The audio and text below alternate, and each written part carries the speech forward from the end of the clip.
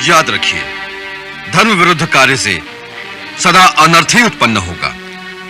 पाप स्वयं ही अपने कर्ता को जड़ मूल से नाश कर देता है। अतः आप जैसे बुद्धिमान को दूसरे की स्त्री को घर में कैद रखने जैसा निंदित कार्य शोभा नहीं देता।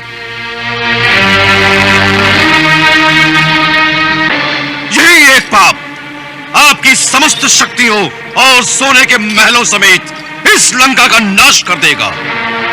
इस हंसते गाते देश में एक चित्कार के सिवा कुछ नहीं बचेगा।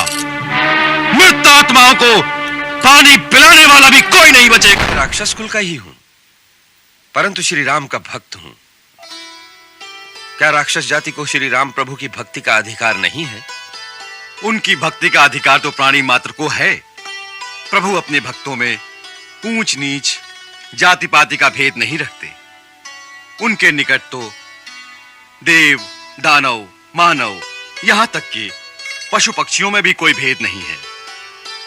उनकी भक्ति सबके लिए सुलभ है। संसार में 3 प्रकार के प्राणी होते हैं।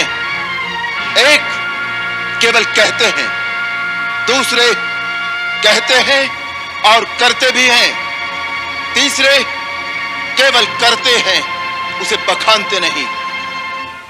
तुमने अभिमानवश बखान तो बहुत कर लिया, अब करके क्या दिखाओगे, यह तो इतिहास ही बताएगा। रावण के सामने आए हो तो शीश झुका कर आओ। तो इससे पहले यदि शीश झुकाकर आ जाता तो कदापि तेरे बच जाने की संभावना हो सकती थी, परंतु अब तो तेरा शीश काटना ही अनिवार्य हो गया है। अरे तपस्वी, अभी तक जिन योद्धाओं को तुमने मारा है, मैं उनके समान नहीं हूं। मेरा नाम है रावण। तीनों लोग जिसका यशगान करते हैं, लोकपाल तक जिसके बंदी है।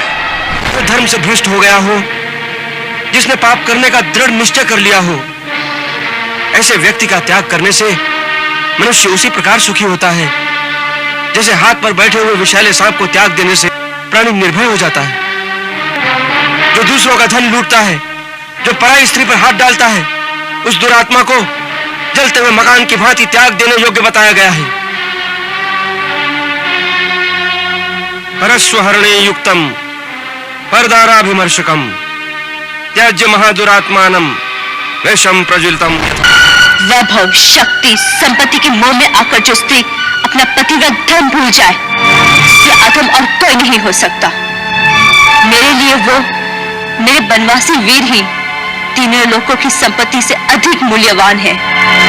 उस महान पुरुष सिंह के सामने तुम मुझे एक कायर, तुच्छ, श्रृंगार लगते हो। तो चोरों की भांति आकर एक असहाय अबला को छल से उठा ले गए। धिक्कार है तुम पर, तुम्हारे ऐश्वर्य और वैभव पर, तुम्हें जन्म देने वाली माता पर, तुम्हारे पूर्वजों पर, तुम्हारे कुल पर धिक्कार है। एक बार नहीं, 1000 बार धिक्कार है।